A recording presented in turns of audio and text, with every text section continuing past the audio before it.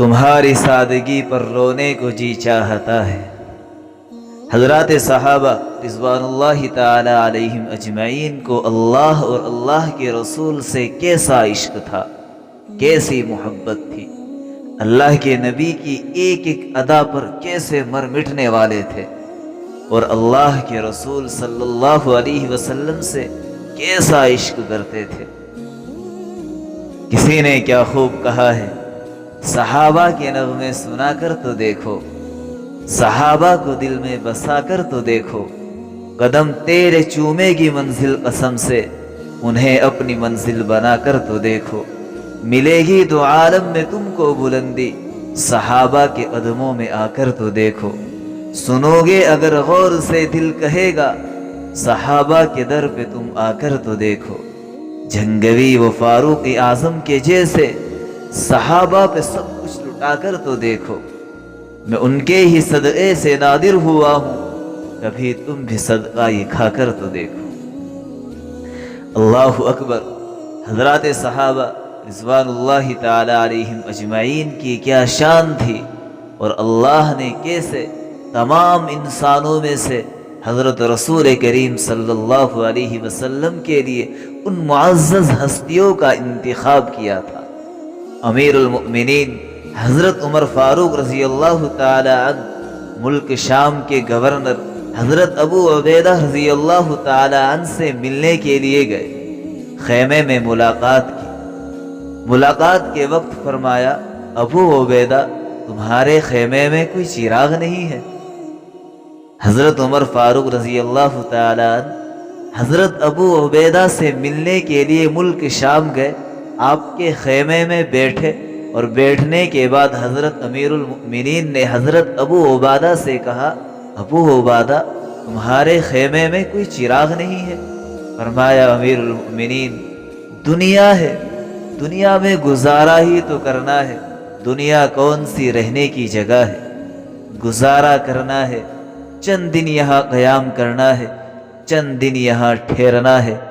حضرت عمر فاروق رضی اللہ تعالی عنہ نے کہا، اچھا اپنا کھانا تو کھلاؤ۔ تو ابو عبیدہ کہنے لگے، میرا کھانا کھاؤ گے تو رو جاؤ گے۔ حضرت عمر فاروق رضی اللہ تعالی عنہ کہنے لگے، نہیں نہیں نہیں، حالانکہ حضرت عمر فاروق رضی اللہ تعالی عنہ کا کھانا بھی مشہور تھا کہ ان کا کھانا کوئی کھا ہی نہیں سکتا تھا، اتنا سخت کھانا ہوتا تھا۔ کون ہے؟ امیر المؤمنین ہے، تمام مسلمانوں کے امیر ہے، جلیل القدر صحابی ہے، جنت کی بشارتیں ملی ہوئی ہے، لیکن حالات کیسے ہیں کہ کھانے کے لیے، پیٹ بھرنے کے لیے ایک وقت کی روٹی نہیں، جو کچھ میسر ہوتی تھی وہ اس قدر سخت ہوتی تھی کہ ان کو چبانا مشکل ہو جایا کرتا تھا۔ آج کے مسلمان ذرا سی بات پر اپنے ایمان کا، اپنے ضمیر کا سودا کر بیٹھتے ہیں، اور اپنے اللہ کو صرف چند سکوں کی خاطر، چند لقموں کی خاطر اللہ کو ناراض کر دیتے ہیں، اپنے ایمان کا سودا کر کے اللہ کی شان میں کفریہ جملہ بول دیتے ہیں۔ آئیے میرے دوستو، وہ معزز ہستیاں جن کو اللہ نے خود چنا تھا، جن کا انتخاب کیا تھا، جن کو رسول اللہ صلی اللہ علیہ وسلم کی صحبت ملی تھی، جنہوں نے حضرت رسول کریم صلی اللہ علیہ وسلم کی زیارت کی تھی، جنہوں نے حضرت نبی صلی اللہ علیہ وسلم کی صحبت میں بیٹھ کر تمام باتیں سنی تھی، آپ کے چہرے کا دیدار کیا تھا، آئیے ان کا حال دیکھیے، ان کے گھر میں ایک وقت کا کھانا نہیں۔ ان حضرات سے سبق لیجئے، ان حضرات کو اپنی زندگی کے سامنے رکھیے، اور پھر اپنا تعلق اللہ سے جڑتا ہوا دیکھیے کہ میرا اللہ سے کس قدر تعلق جڑا ہوا ہے۔ میں ذرا سی بات پر شکوے شکایتیں کرنے بیٹھ جاتا ہوں یا کرنے بیٹھ جاتی ہوں۔ آئیے ذرا ان ہستیوں کو دیکھیے جو نبیوں کے بعد سب سے اعلیٰ ہے، سب سے افضل ہے، ان کے پاس کھانے کے لیے کچھ بھی نہیں ہے۔ حضرت ابو عبیدہ رضی اللہ تعالی عنہ نے کونے میں سے لکڑی کا پیالہ اٹھایا، ایک کونے میں ایک لکڑی کا پیالہ رکھا ہوا تھا، جس میں روٹی پانی میں بھگوئی ہوئی رکھی ہوئی تھی۔ حضرت ابو عبیدہ رضی اللہ تعالی عنہ نے وہ لکڑی کا پیالہ اٹھایا، خشک روٹی، اس پر تھوڑا سا نمک ڈال کر حضرت عمر فاروق رضی اللہ تعالی عنہ کے سامنے رکھا۔ حضرت عمر نے لقمہ اٹھایا، بے اختیار آنکھوں سے آنسو نکل گئے۔ امیر المؤمنین ہے، حضرت ابو عبیدہ ہے، ملک شام کے گورنر ہے، خزانے ان کے قدموں میں پڑے ہیں، اور اپنا حال کیا ہے؟ کھانے کے لیے روٹی بھی میسر نہیں ہے، پانی میں بھگو کر روٹی نمک ڈال کر کھا رہے ہیں۔ اس حال میں بھی وہ اللہ سے محبت کرتے تھے اور اس محبت کا مزہ لیتے تھے۔ وہ ہر وقت یہ سوچتے تھے کہ دنیا ایک گزرگاہ ہے، مسافر خانہ ہے، اصل زندگی وہ آخرت کی ہے۔ وہ سفر جو قبر سے شروع ہونے والا ہے وہ اصل سفر ہے۔ یہاں تم چاہے ایک لقمے پر زندگی گزار دو، چاہے خشک روٹیوں پر زندگی گزار دو، یہاں اتنا بڑا یا اتنا سخت معاملہ نہیں ہے اتنا سخت معاملہ سفر کا، آخرت کے سفر کا ہونے والا ہے۔ حضرت عمر فاروق رضی اللہ تعالی عنہ حضرت ابو عبیدہ سے کہنے لگے، ارے ابو عبیدہ، ملک شام کے خزانے فتح ہوئے، ملک شام کے خزانے تمہارے قدموں میں آ کر گر پڑے، لیکن تو نہیں بدلا، تو نہیں بدلا۔ حضرت ابو عبیدہ نے کہا، یا امیر المؤمنین، حضور علیہ السلام سے عہد کر چکا تھا کہ جس حال پر آپ چھوڑ کر جا رہے ہو اسی حال پہ آپ علیہ السلام سے ملوں گا۔ جب آپ علیہ السلام نے فرمایا تھا جس حال پہ چھوڑ کر جا رہا ہوں اسی حال میں تم نے میرے پاس آنا ہے، دنیا کے چکر میں نہیں آنا، دنیا کے دھوکے میں نہ پڑنا۔ مسلمان کے لیے اتنا کافی ہے، گزارے کے لیے اس کے پاس روٹی کھانے کو مل سکے۔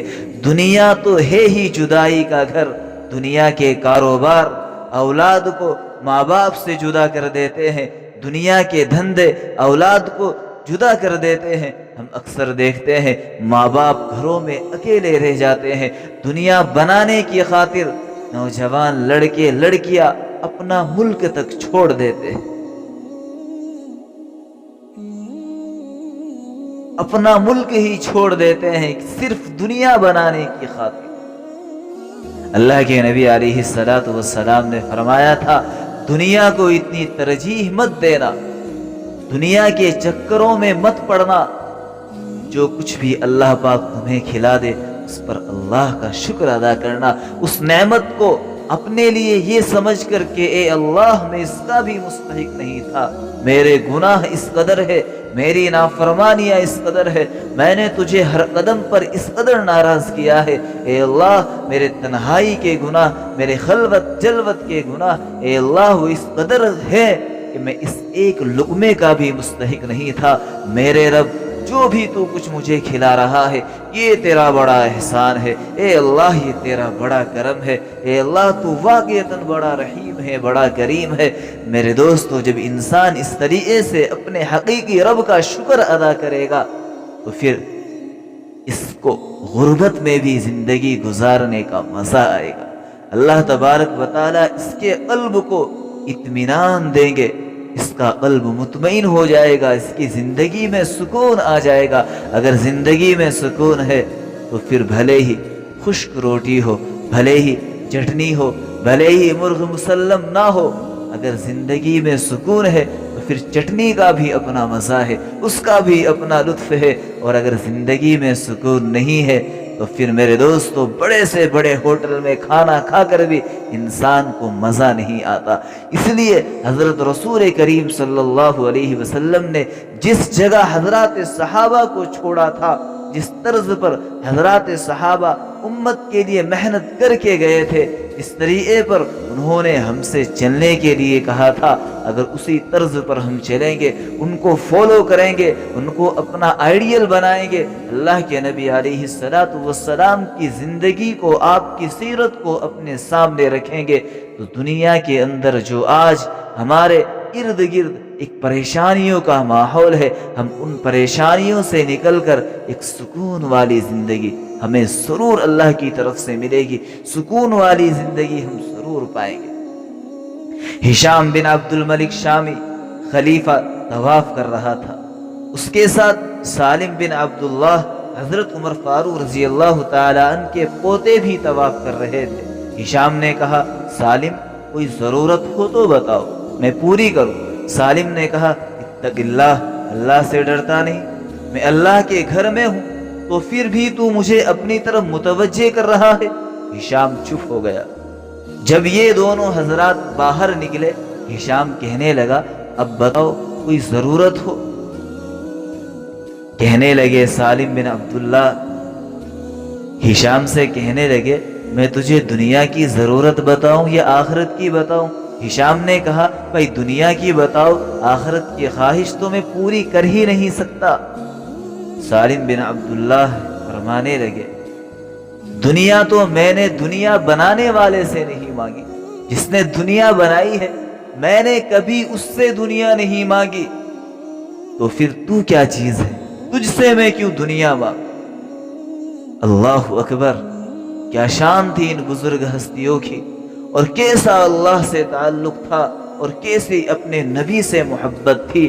آج میرے دوستو ہم بھی نبی سے محبت کے دعوے کرتے ہیں لیکن نبی کی زندگی کو فالو کرنے کے لیے تیار نہیں ہے، نبی کی سنتوں پر عمل کرنے کے لیے تیار نہیں ہے، حضرات صحابہ کی زندگی پڑھنے کے لیے تیار نہیں ہے۔ وہ امیر المؤمنین ہونے کے باوجود خشک لقموں پر زندگی گزار کے چلے گئے، وہ ملک شام کے گورنر ہونے کے باوجود ان کے گھر میں جلانے کے لیے ایک چراغ تک نہیں ہے، بھیگی ہوئی نمک لگا کر روٹیاں کھا رہے ہیں، اور اس میں بھی کیا کہہ رہے ہیں کہ یہ بھی اللہ کی بہت بڑی نعمت ہے، اور یہ بھی اللہ کا مجھ پر بڑا احسان ہے کہ وہ رب کم از کم یہ تو مجھے کھلا رہا ہے۔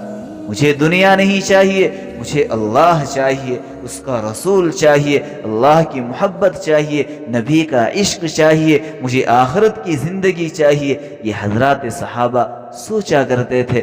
میرے دوستو ہمیں بھی یہی سوچنا چاہیے کہ دنیا ایک مسافر خانہ ہے، یہاں کی جتنی بھی مشکلات ہیں، جتنے بھی مصائب ہیں، جتنی بھی بیماریاں پریشانیاں ہیں، یہ سب ایک دن ختم ہو جائیں گے، موت ان سب کا خاتمہ کرے گی، ہمارے ساتھ ہمارے اچھے اعمال جائیں گے۔ اگر ہم نے نماز پڑھی، اللہ کو راضی کیا، جو آخرت کا سفر ہے وہ بڑا مزیدار بننے والا ہے۔ اس لیے میرے دوستو حضرات صحابہ کو فالو کریں، ان کی زندگیوں کو پڑھے اور ان کے طرز پر زندگی گزارنے کی کوشش کرے۔ کسی نے بہت اچھی بات کہی ہے، پیچھے چلو صحابہ کے کہ ہو جاؤ کامیاب، پیچھے چلو صحابہ کے کہ ہو جاؤ کامیاب، منزل کا ایک نشاں ہے صحابہ حضور کی۔ Subscribe Maulana Farman Naseem to get more videos.